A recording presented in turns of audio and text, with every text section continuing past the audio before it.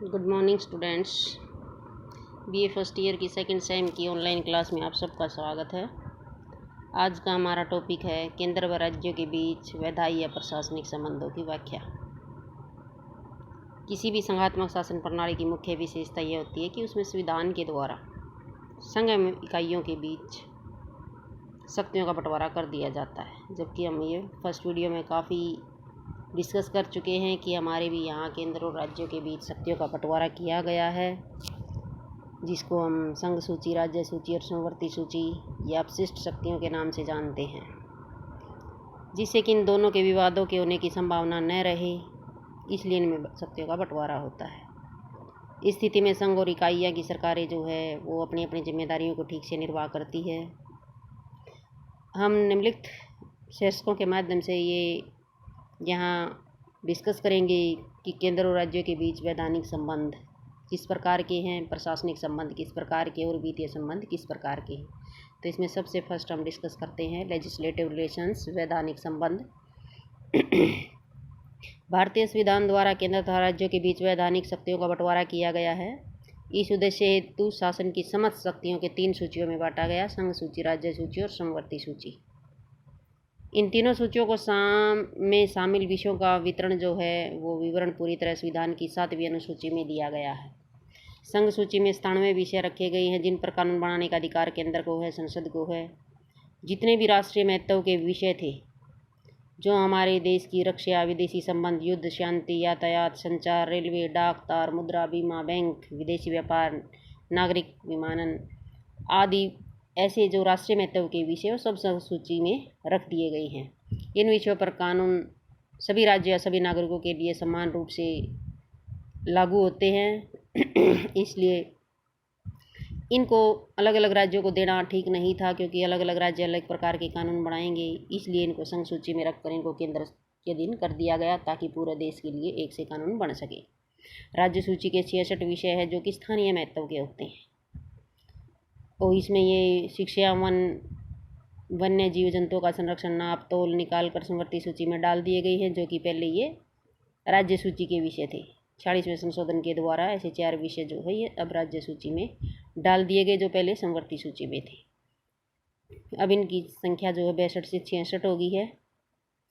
इन पर कानून बनाने का विषय जो है राज्य सूची में दिए गए विषयों पर कानून बनाने का अधिकार राज्य सरकार का होता है, लेकिन कुछ विशेष परिस्थितियों में केंद्र सरकार भी इन पर कानून बना सकती है। इस सूची में मुख्य विषय पुलिस, न्याय, कृषि, स्थानीय स्वशासन आदि ऐसे विषय हैं जिन पर अलग अलग राज्य अगर अलग अलग कानून बनाए तो देश की एकता, अखंडता या राष्ट्रीय सुरक्षा को कोई खास खतरा नहीं पहुंचता। इसलिए राज्य सूची में डाल दिए गए और राज्य सरकार जैसा चाहे इन पर कानून बना सकती है। समवर्ती सूची में 47 विषय हैं। ऐसे कुछ विषय हैं जो राज्य सूची में हस्तांतरित कर दिए गए हैं, जैसे जनसंख्या है, पर्यावरण है। ये भी 42वें संशोधन के द्वारा 4 विषय जो राज्य सूची से हस्तांतरित कर इनको समवर्ती सूची में डाल दिया गया, जो है 43 से 47 हो गए हैं।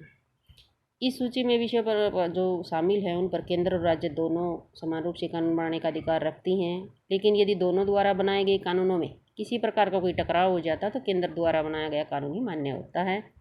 फौजदारी, विधि, प्रक्रिया, शिक्षा, वन आदि अनेक विषय हैं जो समवर्ती सूची में आते हैं। अपशिष्ट विषय। संविधान में व्यवस्था की गई कि यदि कोई भी विषय उपरोक्त तीनों सूचियों में शामिल ना हो, ऐसा विषय जो किसी भी सूची में शामिल नहीं हुआ, न संघ सूची में, न राज्य सूची में, न समवर्ती सूची में, उनको अपशिष्ट शक्तियाँ कहते हैं या अपशेष विषय कहते हैं। उन पर कानून बनाने का अधिकार केंद्र का होगा। ऐसे विषयों पर कानून बनाने की शक्ति को अपशिष्ट शक्ति का नाम भी दिया गया है। केंद्र को राज्य सूची पर कानून बनाने का भी अधिकार है। वैसे तो हमने अभी पढ़ा था कि राज्य सूची पर दिए गए विषयों पर कानून राज्य सरकार बनाएगी, लेकिन कुछ एक विशेष परिस्थितियों में संसद राज्य सूची में दिए गए विषयों पर कानून बनाने का भी अधिकार रखती है। और वे परिस्थितियाँ कौन सी हैं? ये है अनुच्छेद 249 के अनुसार, यदि राज्यसभा उपस्थित या मतदान में भाग लेने वाले 2/3 सदस्यों के बहुमत से प्रस्ताव पारित करके राज्य सूची में दिए गए विषयों को राष्ट्रीय महत्व का घोषित कर दे तो उस विषय पर कानून बनाने की शक्ति संसद को मिल जाती है और ऐसा कानून 1 वर्ष के लिए प्रभावी होता है। इसी में अनुच्छेद 252 के अंतर्गत या 2 से अधिक राज्यों के विधानमंडल संसद राज्य सूची में दिए गए विषयों पर कानून बनाने का अधिकार संसद को दें या उससे रिक्वेस्ट करें कि आप इस विषय पर कानून बनाइए, तो संसद उस विषय पर कानून बना सकती है। ऐसा कानून केवल राज्य की प्रार्थना पर ही लागू होगा। यदि केंद्र सरकार ने विदेश सरकार से कोई संधि या समझौता किया हुआ है तो संसद उसको कार्यान्वित करने के उद्देश्य से राज्य सूची में दिए गई किसी विषय पर भी कानून बना सकती है। राज्यपाल राज्य विधानमंडल द्वारा पारित किए किसी भी विधेयक को राष्ट्रपति की स्वीकृति के लिए सुरक्षित रख सकता है। ऐसे विधेयक राष्ट्रपति की स्वीकृति के मिलने के बाद ही कानून का रूप धारण करते हैं। इस प्रकार धारा 352 और 56 जो कि राष्ट्रपति की संकटकालीन शक्तियां हैं, जब ये धारा 352 जैसे युद्ध, बाहरी आक्रमण, सशस्त्र विद्रोह आदि देश में आपातकाल की घोषणा कर दी जाती है, तो संसद राज्य सूची में दिए गए विषयों पर कानून बनाने का अधिकार अपने अंडर में ले लेती है और ऐसा बनाया गया कानून जो है 6 माह तक लागू रह सकता है। अनुच्छेद 356 होता है जिसमें किसी राज्य का अगर संवैधानिक तंत्र विफल हो जाए तो राज्य सरकार को भंग करके राष्ट्रपति शासन लागू कर दिया जाता है। तो ऐसी स्थिति में भी जो है संसद को अधिकार मिल जाता है कि वे राज्य सूची में दिए गए विषयों पर कानून बनाए। तो ये इस प्रकार जो थे ये केंद्र और राज्य के वैधानिक संबंध थे। इनकी कुछ एक आधारों पर आलोचना भी की जाती है, क्योंकि ज़्यादातर जो शक्ति संतुलन देखा गया, हमने जो शक्तियों का बंटवारा किया गया वो केंद्र के विषय में केंद्र के पक्ष में है। केंद्र सरकार को संघ सूची में 97 विषयों पर कानून बनाने का अधिकार है, जबकि राज्य सूची में केवल 66 विषय है। समवर्ती सूची में भी कानून बनाने का अधिकार दे तो दोनों को दिया, केंद्र को भी राज्य को भी, लेकिन केंद्र द्वारा कानून को प्राथमिकता दी जाती है। कुछ एक विशेष परिस्थितियों में अभी हमने पढ़ा था कि धारा 352 है, 56 है, 249 है, 253 है, 252 है, ऐसी कुछ एक धाराएं हैं। इससे भी ये जो है केंद्र सरकार राज्य सूची में दिए गए विषयों पर कानून बनाती है। तो इस प्रकार जो है हर दृष्टि से केंद्र को शक्तिशाली बनाया गया है। नेक्स्ट है इसमें प्रशासनिक संबंध। भारतीय संविधान ने केंद्र और राज्यों को जिन विषयों पर कानून बनाने का अधिकार दिया गया उन्हीं मामलों पर इन्हें प्रशासनिक नियंत्रण स्थापित करने की भी शक्ति दी गई है। संविधान के 11वें भाग के दूसरे अध्याय में केंद्र और राज्यों के मध्य प्रशासनिक संबंधों का उल्लेख किया गया है। विभिन्न सरकारों के मध्य सहयोग और समन्वय इस संबंध का मूल सिद्धांत है। डी बसु के शब्दों में केंद्र सरकार की सफलता और सुदृढ़ता सरकारों के मध्य अधिक से अधिक सहयोग और समन्वय पर निर्भर करती है। तो प्रशासनिक संबंध केंद्र और राज्यों के मध्य हम निम्नलिखित शीर्षकों के माध्यम से डिस्कस करेंगे। इसमें राज्यपाल की नियुक्ति, आपको पता है कि राज्यपाल की नियुक्ति राष्ट्रपति के द्वारा की जाती है। उसकी नियुक्ति करना, उसके कार्यकाल के दौरान उसको हटाना, पद से हटाना, उसके कार्यकाल में वृद्धि करना, एक राज्य से दूसरे राज्य में राज्यपाल को भेजना, यह सब राष्ट्रपति का अधिकार है। राज्यपाल राज्य का संवैधानिक मुखिया होने के साथ साथ संबंधित राज्य में राष्ट्रपति के प्रतिनिधि के रूप में भी कार्य करता है। उसके द्वारा केंद्र सरकार राज्य के प्रशासन को प्रभावित करती है।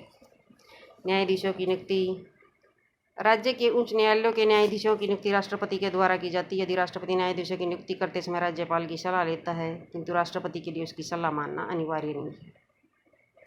अखिल भारतीय सेवाएं जो हमारी IAS, IPS और IFS हैं, उनकी नियुक्ति करने का अधिकार भी है जो है संघ लोक सेवा आयोग को है। नियंत्रक महालेखा परीक्षक जो होता है केंद्र और राज्य के मध्य सरकारों हिसाब किताब की जांच पड़ताल करने के लिए नियंत्रक महालेखा परीक्षक की नियुक्ति जो होती है वो भी राष्ट्रपति के द्वारा की जाती है। मंत्री और मुख्यमंत्रियों के खिलाफ जांच करने का अधिकार भी एक आयोग को दिया गया है और उस आयोग की नियुक्ति भी केंद्र सरकार करती है। अगर आरोप सिद्ध हो जाए तो मंत्रियों को पद छोड़ने के लिए भी बाध्य कर सकती है। अंतर्राज्यीय परिषद, संविधान के अनुच्छेद 263 में अंतर्राज्यीय परिषद की व्यवस्था की गई जो केंद्र और राज्य या दो से अधिक राज्यों के झगड़ों का निपटारा करती है। तो अंतर्राज्यीय परिषद की स्थापना करने का अधिकार भी जो है राज्य केंद्र सरकार को दिया गया है। केंद्र द्वारा राज्यों में सशस्त्र बल भेजना, कई बार राज्य ना चाहते हुए भी केंद्र उनके प्रशासनिक व्यवस्था में इंटरफेयर करती है और उनकी कानून व्यवस्था अगर केंद्र को लगे कि भंग हो रही है किसी राज्य की, तो वहाँ केंद्रीय संपत्ति की रक्षा हेतु केंद्रीय सुरक्षा बल CRPF या वैसे आर्मी हमारी जो है केंद्र के द्वारा राज्यों में भेज दी जाती है। आपातकाल की घोषणा, ये धारा 352, 56, 60 है। जब चाहे राष्ट्रपति युद्ध, बाहरी आक्रमण, सशस्त्र विद्रोह, ये सब केंद्र की मर्जी से ही राज्यों के ऊपर लागू कर दी जाती हैं, धारा 356 वगैरह। तो ये किसी भी विशेष प्रकार का आदेश जो है मानने के लिए राज्यों को बाध्य कर सकता है उस टाइम केंद्र सरकार। तो इस प्रकार जो हमने ये केंद्र और राज्यों का प्रशासनिक संबंध था, इसमें हम देखा कि हमारे यहाँ केंद्र का कितना इंटरफेयर होता है एक राज्य के प्रशासन में। राज्य एक आज़ाद स्वतंत्र रूप से अपना प्रशासन राज्यपाल या मुख्यमंत्री के माध्यम से नहीं चलाता, जबकि उसके ऊपर केंद्र सरकार का बहुत ही ज़्यादा इंटरफेयर होता है। राज्यपाल एक संवैधानिक मुखिया होने के बावजूद भी केंद्र सरकार के एक एजेंट के रूप में काम करता है। किसी भी राज्य में अशांति होने पर केंद्र सरकार सुरक्षा बल भेज सकती है। राज्य सरकार को विश्वास में लिए बिना ऐसा करना राज्य के आंतरिक मामलों में हस्तक्षेप माना जाता है कि राज्य न चाहते हुए भी केंद्र सरकार वहां फौज भेज देती है। उच्चतम न्यायालय के न्यायाधीशों की नियुक्ति के संबंध में राष्ट्रपति की शक्ति भी राज्य सरकार को कमज़ोर बनाती है। धारा 356 जो है, राष्ट्रपति जो शासन लागू होता है वो भी किसी राज्य के अस्तित्व को समाप्त कर देता है। तो उपरोक्त बातों के आधार पर हम कह सकते हैं केंद्र सरकार की प्रशासनिक शक्तियों के सामने राज्य सरकार की प्रशासनिक शक्तियाँ नगण्य हैं। नेक्स्ट हमारा लास्ट इसमें वित्तीय संबंध। केंद्र सरकार को आय के पृथक साधन प्राप्त। इन साधनों में आयकर है, निर्यात शुल्क है, सीमा शुल्क है, कृषि भूमि को छोड़कर अन्य संपत्ति शुल्क मुख्य है। राज्य की आमदनी के साधन भी अलग किए गए हैं। राज्य की आमदनी के साधनों में भू राजस्व, कृषि भूमि का उत्तराधिकार का शुल्क, मादक वस्तुओं पर उत्पादन कर, बिक्री कर, यात्री कर, मनोरंजन कर आदि मुख्य है। भारत में राज्य सरकारों के पास आमदनी के पर्याप्त स्रोत नहीं है, इसलिए वे अपनी आवश्यकताओं को पूरा नहीं कर सकते। राज्य को जो है एक एक रुपये के लिए केंद्र की दया पर निर्भर रहना पड़ता है। केंद्र उसको पैसा देता है तो राज्य अपने दैनिक प्रशासन के काम निपटाता है, वरना राज्यों के पास अपने इतने पर्याप्त स्रोत नहीं आमदनी के कि वो अपना जो है पूरा खर्चा उठा सके। तो निम्नलिखित कुछ ऐसे प्रावधान हैं जिससे यह स्पष्ट होता है कि केंद्र और राज्यों के वित्तीय संबंध किस प्रकार के हैं। कुछ एक कर ऐसे हैं जो केंद्र द्वारा लगाए जाते हैं और वसूल भी किए जाते हैं, किंतु उनसे जो आय इकट्ठी होती है वो राज्य सरकारों में भी बांट दी जाती है। संपत्ति कर हुआ, समाचार पत्रों के क्रय विक्रय पर लगने वाला कर हुआ, रेल, समुद्र या वायुयान से यात्रा करने वाले यात्रियों पर लगाया गया ऐसे कर हैं जो केंद्र सरकार ये लगाती है और इकट्ठे करती है, लेकिन उनसे होने वाली आय जो है राज्यों को बांट देती है। दूसरी तरह के कुछ कर ऐसे हैं जो केंद्र सरकार निर्धारित करती है और वहीं इनकी वसूली भी करती है, किंतु इस राशि के कुछ अंश को वित्त आयोग की सलाह पर विभाजित कर दिया जाता है। कृषि आय पर कर के अतिरिक्त अन्य आयों पर कर मुख्य रूप से इसी प्रकार के कर हैं जो कि केंद्र निर्धारित करती है, वसूलती है, लेकिन उसका कुछ अंश राज्य को देती है। तीसरे प्रकार के वे कर होते हैं जो केंद्र सरकार द्वारा निश्चित किए जाते हैं किंतु राज्य सरकार द्वारा एकत्रित और उपयोग किए जाते हैं। स्टाम्प शुल्क ऐसा ही एक ऐसा कर है जो केंद्र सरकार निश्चित करता है, लेकिन राज्य सरकारें एकत्रित भी करती हैं और उपयोग भी उनका खुद ही करती हैं। केंद्र सरकार समय समय पर राज्य सरकारों को अनुदान भी देती है, जिसको हम ग्रांट भी बोलते हैं। इन अनुदानों के माध्यम से उन्हें राज्य सरकारों पर नियंत्रण रखने का अवसर प्राप्त हो जाता है। राज्य सरकारों को अपने विकास के लिए केंद्र से कर्ज लेना पड़ता है। केंद्र सरकार उन राज्यों को कर्ज देने में कंजूसी करती है जिनमें विपक्षी दलों की सरकारें सत्तारूढ़ होती हैं। ये सभी कहते रहते हैं कि जहाँ जिसकी ऊपर सेंटर में सरकार होती है और स्टेट में भी उसी की सरकार होती है तो उन स्टेटों को तो काफ़ी पैसा मिल जाता है, लेकिन अगर विपक्षी दल की सरकार मान लो ऊपर बीजेपी की है, किसी स्टेट में कांग्रेस है, तो वो हमेशा यही केंद्र सरकार के ऊपर दोष लगाते रहते हैं। या ये सच्चाई भी है कि उनको कर्ज देने में या उनको ग्रांट देने में कंजूसी बरती जाती है। केंद्र सरकार उनका सहयोग नहीं करती किसी भी समस्या में। तो अनुच्छेद 360 के तहत घोषित वित्तीय आपातकाल में राज्यों की वित्तीय स्वायत्तता भी समाप्त हो जाती है। ऐसी स्थिति में केंद्र और राज्यों के बीच धन के बंटवारे में भी परिवर्तन किया जा सकता है। संविधान के अनुच्छेद 280 के अंतर्गत राज्य वित्त आयोग का गठन किया जाता है। यह आयोग केंद्र सरकार और राज्य सरकारों के वित्तीय साधनों की समीक्षा करता है और आवश्यकता अनुसार केंद्र और राज्यों के आय के साधनों राज्यों को दिए जाने वाले अनुदान में परिवर्तन की सिफारिश राष्ट्रपति को भेजता है।